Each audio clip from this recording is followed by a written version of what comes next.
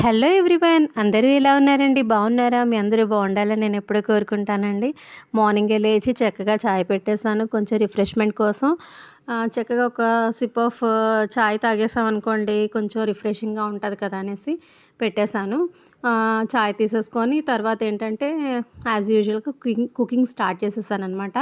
మీ అందరికీ ఏంటంటే ఇది ఒక ర్యాండమ్ వ్లాగ్ అనమాట చూపిస్తున్నాను. చాలామంది అంటే ఒక్కొక్కసారి మన ఇంట్లో రెడీగా ఇడ్లీ బ్యాటర్ కానీ దోశ బ్యాటర్ కానీ లేనప్పుడు చాలా ఈజీ ప్రాసెస్లోని మనం రెడీ చేసుకొని ఉంచుకున్నాం అనుకోండి, ఎంత బాగుంటుందో, అంత మంచి టిఫిన్ మంచి చట్నీ చేసుకున్నాం అనుకోండి, కాంబినేషన్ చాలా టేస్టీగా ఉంటుందండి. ఒక్కసారి మీరు ట్రై చేయండి, నేను చెప్తాను. పెసలు బియ్యం ఉంటాయి కదండి, అవి ఒక 1 గ్లాస్ పెసలు తీసుకున్నాం అనుకోండి, ఒక 3 గ్లాసెస్ ఆఫ్ రైస్ తీసుకొని మనం అది నూకలా ఆడించుకోవాలన్నమాట. ఆడించుకొని మనం ఇంట్లో స్టోర్ చేసుకొని ఉంచుకున్నాం అనుకోండి, అది మనకి ఎప్పుడు కావాలంటే అప్పుడు టిఫిన్ చేసుకోవచ్చండి. చాలా సింపుల్ ప్రాసెస్, టేస్టీగా కూడా ఉంటుందండి.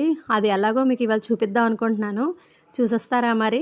అంటే మనం అది ముందుగా రెడీ చేసుకొని ఉంచుకున్నాం అనుకోండి, అప్పటికప్పుడు మనం తీసేసి అలా చేసేసుకోవచ్చు అనమాట. దానికి కావాల్సిన ఇంగ్రీడియంట్స్ ఏంటంటే పచ్చిమిర్చి, అల్లం అనమాట. ముందు మనకి ఎంత క్వాంటిటీలో కావాలంటే అంత క్వాంటిటీలో ఆ నూక తీసుకొని, ఆ మురమది తీసుకొని అందులోని మనం పచ్చిమిర్చి, అల్లం అనేది కొంచెం కచ్చాపచ్చాగా దంచేసుకోవాలండి. దంచేసుకొని ఈ మురంలోనేమో కొంచెం వాటర్ వేసుకోవాలి. అంటే మనం ఒక 1 అవర్ అది మనం వాటర్‌లో సోక్ చేసి ఉంచుకుంటే మనం చేసుకోవచ్చండి. మార్నింగ్ లేవగానే మనం సోక్ చేసేసుకున్నాం అనుకోండి, బ్రేక్‌ఫాస్ట్ చేసుకోవచ్చు. వాటర్ చూసారా తీసుకున్నాను ఒక బౌల్‌లోని. తీసుకొని వాటర్ ఏసి కొంచెం సాల్ట్ ఏసాను. తర్వాత కొంచెం హింగు కూడా వేయాలనమాట. తర్వాత అల్లం, పచ్చిమిర్చి దంచుకొని అది కూడా వేసి బాగా మిక్స్ చేసేసుకుంటాము. మీకు ఇంకా టేస్ట్ మంచిగా రావాలంటే కొంచెం జీరా కూడా వేసుకోవచ్చు. అది వేసుకొని ఒక 1 అవర్ సోక్ చేసి ఉంచుకున్నాం అనుకోండి, ఆ తర్వాత 1 అవర్ తర్వాత మనం అవేంటంటే కొంచెం మనకి మినప రొట్టెలుంటాయి కదండీ, అలా కూడా చేసుకోవచ్చు. సరే, నేను సాల్ట్ వేసాను, హింగు కూడా వేస్తున్నాను. తర్వాత ఈ పచ్చిమిర్చి, అల్లం కూడా దంచేసి కచ్చాపచ్చాగా దంచుకొని వేసేసుకుంటే చాలా మంచి బ్రేక్‌ఫాస్ట్ అండి. ఈజీగా చేసుకోవచ్చు. చెప్పాను కదండీ, 1:3 రేషియోలోని తీసుకోవాలి. 1 గ్లాస్ పెసలు తీసుకుంటే 3 గ్లాస్ ఆఫ్ రైస్ తీసుకొని మనం అది మురుములా ఆడించుకోవాలనమాట.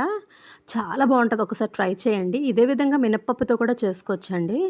ఇది రొట్టిలా కాల్చుకోవచ్చు అనమాట. కొంచెం జీరా కూడా వేసాను చూసారు కదా.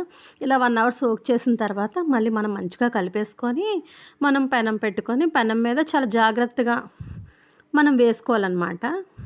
ఇది నేను ఈ వాటర్ వేసానండి, సరిపడా వాటర్ వేసుకోవాలి, మరీ ఎక్కువ వేసేయకండి వాటరు. అది మునిగే వరకు వేసుకుంటే సరిపోతుంది. దాన్ని నేను అలా 1 అవర్ అయితే సోక్ చేసి ఉంచాను.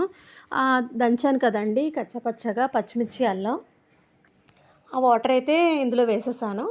చూసారా మంచిగా సోక్ అయిపోయింది, అంటే బాగా నానింది ఇది. తర్వాత పక్కన చట్నీ కూడా ఉండాలి కదండి. నేనైతే పల్లి చట్నీ చేసుకున్నాను, దాని తర్వాత పెట్టేశాను. పల్లి చట్నీ ప్రాసెస్ తెలుసు కదా అనేసి మరి చూపించలేదన్నమాట మీకు. తర్వాత ఈ పక్కనే ప్యాన్ పెట్టేసుకొని ఈ ప్యాన్లోనేమో కొంచెం ఆయిల్ వేసుకోవాలి. ఆయిల్ వేసుకొని ఆల్రెడీ సోక్ చేసి ఉంచుకున్నాం కదండి ఈ పెసలు బియ్యం అన్నది, మనం ఏం చేయాలంటే అది చిన్న చిన్న రొట్టెల్లాగా, అంటే మినప రొట్టెలు ఉంటాయి కదండి, మనం మినప రుబ్బు చేసుకుంటాం కదా, అలాగనమాట మనం కాల్చేసుకుంటే చాలా బాగుంటుందండి. దానికి పర్ఫెక్ట్ మంచి చట్నీ ఒకటి, మంచి పర్ఫెక్ట్ కాంబినేషన్ అంటే పల్లీ చట్నీ చేసుకోవచ్చు, కొత్తిమీర టమాటా చట్నీ చేసుకోవచ్చు. చాలా బాగుంటుందండి కాంబినేషన్. వీలుంటే ట్రై చేయండి.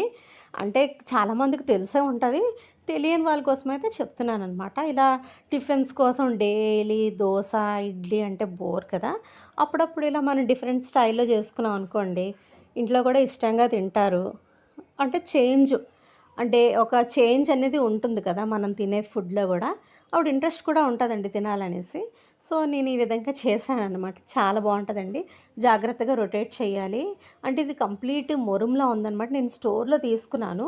అదే మనం ఇంట్లో ఆడించుకున్నామంటే కొంచెం పిండి మిక్స్ అవుతుంది కాబట్టి బాగుంటుంది. ఇంకో పక్క అయితే రసం పెట్టేశానండి. ఈ పక్కనైతే అంబలి ఉడుకుతుందనమాట.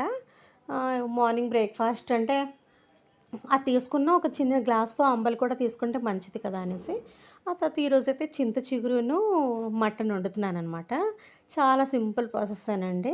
ముందు కుక్కర్ పెట్టేసుకున్నాను. కుక్కర్‌లోని సరిపడా ఆయిల్ వేసుకున్నాను. ఆయిల్ వేసుకొని అంటే మీరు నార్మల్‌గా గోంగూర మటను, గోంగూర చికెను చూసుంటారు. తర్వాత చింత చిగురు, మటన్ అన్న కాంబినేషన్ అయితే మాత్రం సూపర్ ఉంటదండి. ఒక్కసారి ట్రై చేయండి. చాలా సింపుల్. ఆయిల్ వేసుకొని దాంట్లో బిర్యానీ లీఫ్ ఉంటది కదండీ! అది, లవంగా, ఇలాచీ వేసుకొని తర్వాత ఆనియన్స్, పచ్చిమిర్చి కూడా వేసుకోవాలండి. కొంచెం జీరా కూడా వేసుకోవాలి.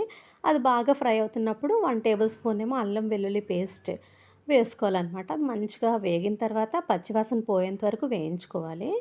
వేయించుకున్న తర్వాత మనం ఆల్రెడీ చింత చిగురు అనేది మనం పక్కన పెట్టుకోవాలనమాట మంచిగా కడిగేసి.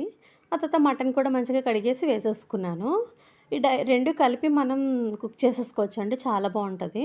ఆ తర్వాత ఏంటంటే మటన్ కొంచెం ఉడుకుతున్నప్పుడు మనం కొంచెం సరిపడా కారం, ఉప్పు, పసుపు, ధనియాల పొడి, జీలకర్ర పొడి వేసుకోవాలనమాట.